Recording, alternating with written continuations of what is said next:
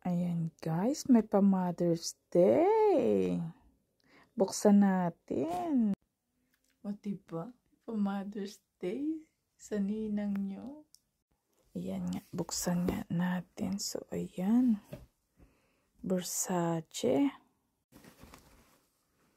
Ooh. So ito nga guys. Ayan, ilabas natin. So ayan na siya.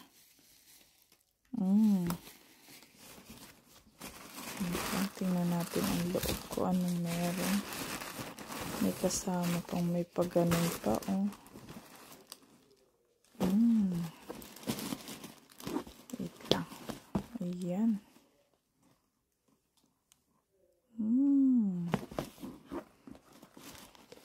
Kala ko prank lang.